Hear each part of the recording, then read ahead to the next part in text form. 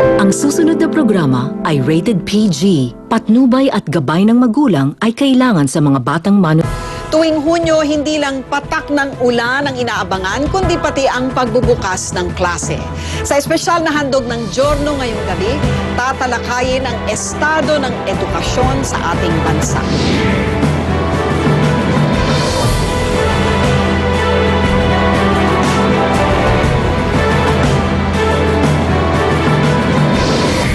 May phobia nga ba talaga ang mga Pinoy sa math at science? Makatulong nga kaya talaga ang 10+2 program ng pamahalaan? Or hindi? Maganda. Bakit? Nagulat po ako, SSC. Sabi ko, ha? Bakit ganun? Bis tapos na yung mga bata, dagdag na naman. Ano ba yan? Dagdag gastos na naman para sa mga magulang. Isa pa sa mga kinatatakutan ngayong Hunyo ay ang pagbaha. Marami pa naman sa ating mga paaralan ay nanganganib na lumubog. Ligtas nga ba ang ating mga anak sa posibilidad ng mga water classroom? O ito, tingnan ninyo, mga parte-parte na lang ng dating eskwelahan ng mga tira-tira dito. At yan po yung dating site ng building dito sa New Bern. At pakinggan ang School of Chanters na gumagamit ng makalumang paraan ng pagsasalin aral ng kultura at paniniwala. Nilalakad ng mga batang ito ang balay turuan o bahay-aralan upang pag-aralan ng mga tradisyon at epikong tila nililot na ng panahon. Himayin natin ang mga issue at timbangin ang iba't ibang perspektibo. Ang lahat ng yan ngayong gabi. Ako po si Lucy Cruz Valdez, ang inyong John. Nakakita ka ng NPA ngayon, papatayin mo siya. 2 known Mangyan leaders were lost. Ano ang estado ng laban ng pamahalaan sa mga pirata? Susunod na mitsa ng gyera, tubig.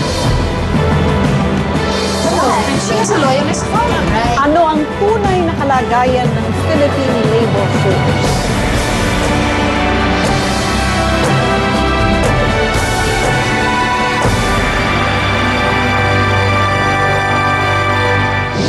Para sa maraming mga magulang, dagdag pasanin ang karagdagang 2 taon sa pag-aaral ng kanilang mga anak. Pero depensa naman ng DepEd, hindi lang daw talaga nauunawa ang ganap ni nanay at tatay ang kabutihang dulot ng programang ito.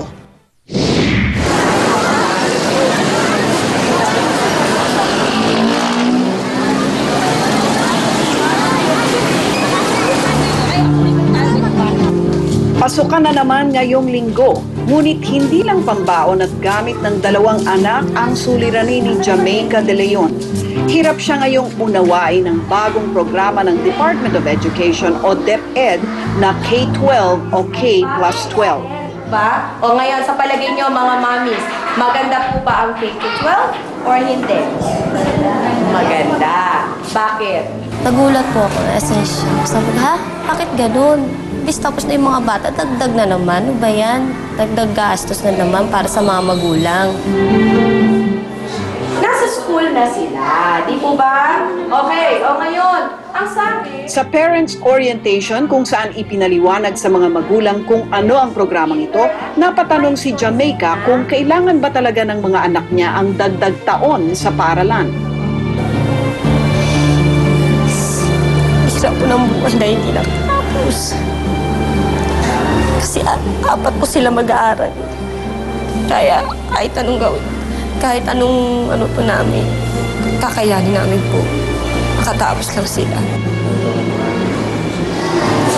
Sa dami ng tanong ng mga magulang ukol sa K-12, Saan ito? nagtalaga pa ang DepEd ng Command Center na walang humpay sa kasasagot ng mga tawag, Facebook, Twitter at email ng mga magulang. Ang pinakamainit ng tanong ay ang pagbabago sa curriculum. Nung pagka-launch natin, nag-conduct tayo ng series of consultation around the country. Hindi lang consultation doon sa academe, hindi lang consultation sa buong department, no, sa mga guro. May consultation tayong ginawa rin doon sa mga business sector. Prioridad ng administrasyon ni Pangulong Noynoy Aquino na mailunsad ang programa ng K-12. Makakapondo na po para maipatupad ang mga plano natin sa edukasyon. Mapapalawak natin ang basic education cycle mula sa napakaikling 10 taon tungo sa global standard na 12 taon.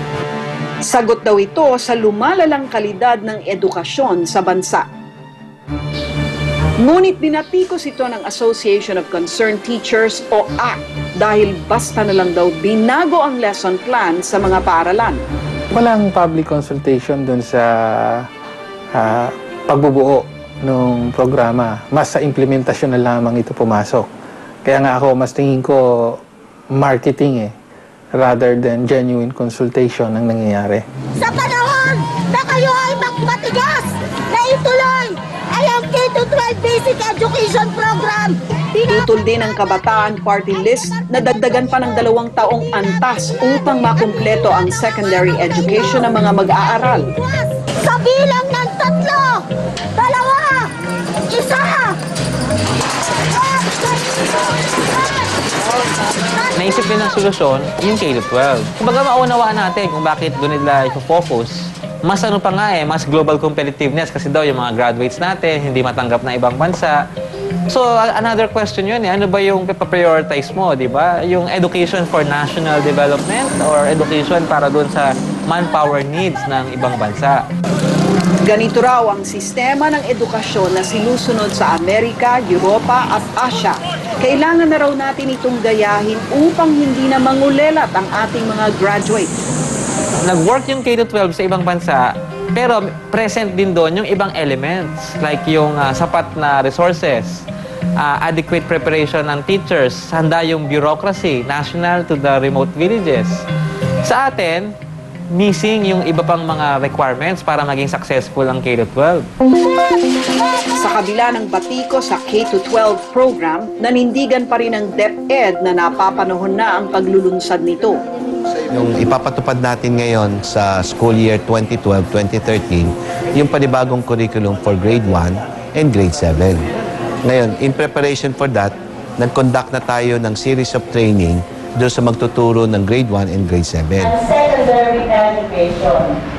Kindergarten, plus 6 years in the elementary. Magiging sociable po sila kasi nandito po yung maturuan po sila ng pagkanta, pagsayaw. Hindi ko pa siya masasabi kasi hindi pa naman siya nauumpisahan.